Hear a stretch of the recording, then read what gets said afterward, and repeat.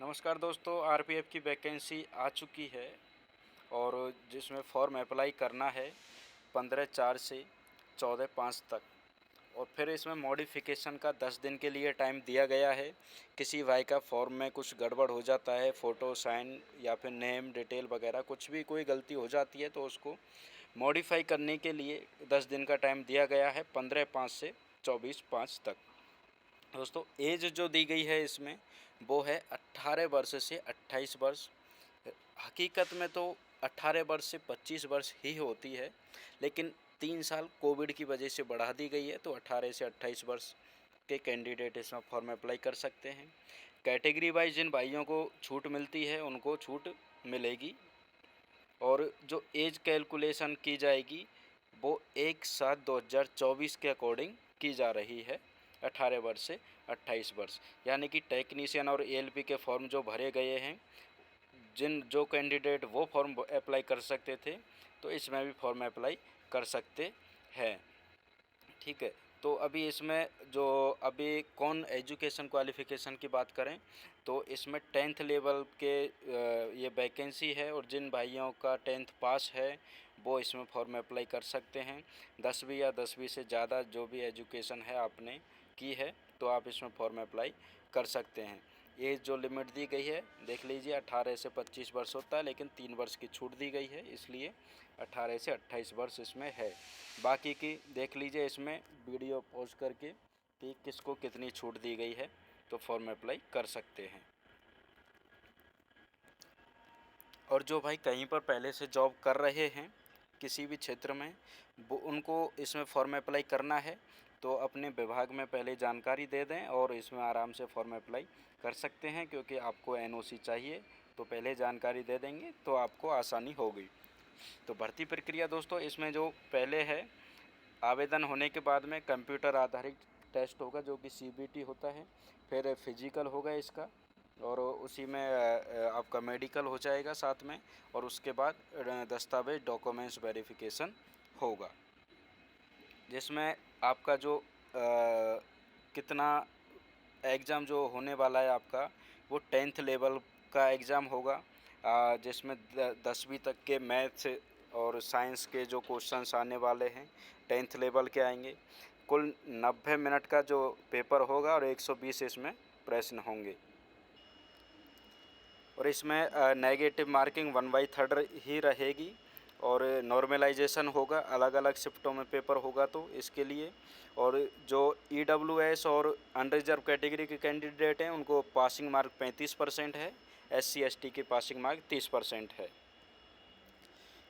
और जो सब्जेक्ट्स हैं देखिए, अंक गणित में से 35 नंबर और जनरल इंटेलिजेंस एंड रीजनिंग में से 35 नंबर और सामान्य जागरूकता में से 50 नंबर।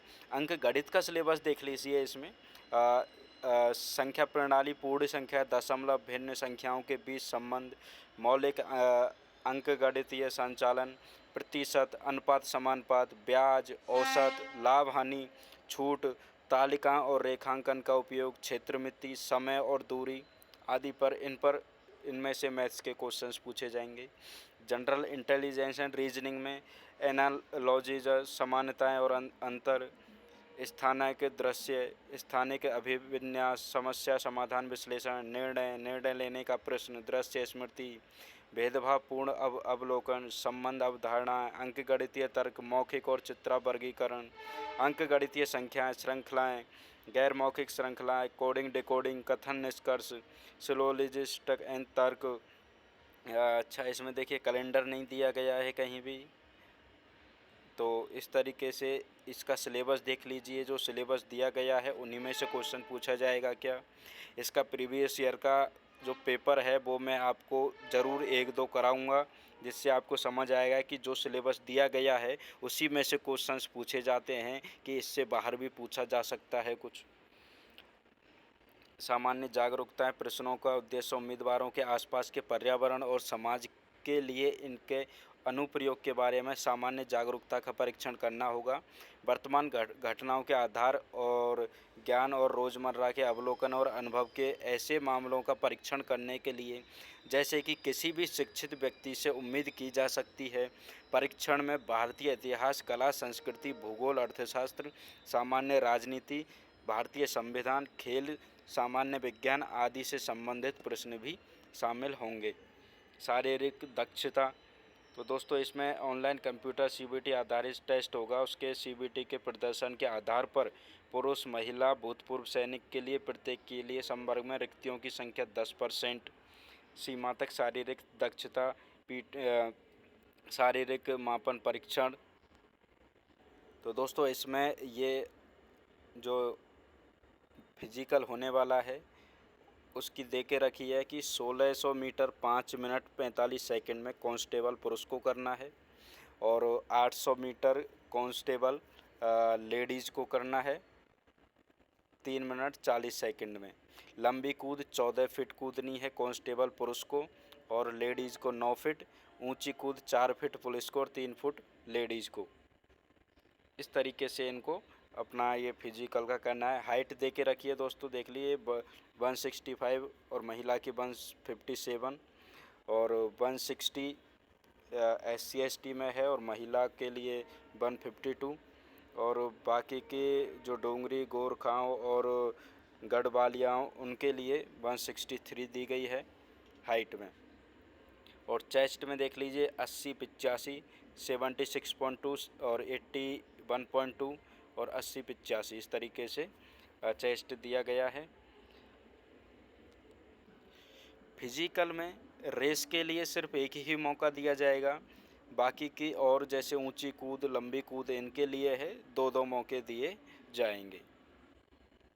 और जो पूर्व सैनिक हैं उनका फिजिकल नहीं होगा, लेकिन फिजिकल में पहुंचना उनको पड़ेगा जहां पर वो अपने सिर्फ डॉक्यूमेंट्स दिखाएंगे। फिजिकल के बाद डॉक्यूमेंट्स वेरिफिकेशन होगा। ये तो सिलेक्शन प्रोसेस हो गया दोस्तों। इसमें दिया गया है कि अमान्य आवेदन किस कंडीशन में आपका रिजेक्ट किया जा सकता है। देखिए आपका फ़ोटो सही नहीं है तो आपका आवेदन रिजेक्ट किया जा सकता है। साइड व्यू या ऐसा वैसा नहीं होना चाहिए, फ़ोटो सही हो, सिग्नेचर आपके सही हो, इंग्लिश में कैपिटल अक्षरों में आपके सिग्नेचर नहीं होने चाहिए। और इसमें लास्ट में दिया गया है देखो, भर्ती प्रक्रिया के चरण यानी कि सीबीटी कंप्यूटर आधारित टेस्ट, डीबी डॉक्यूमेंट्स वेरिफिकेशन, चिकित्सा परीक्षा, पीईटी शारीरिक दक्षता और शारीरिक मापन परीक्षण, ये सारे आपके टेस्ट होंगे।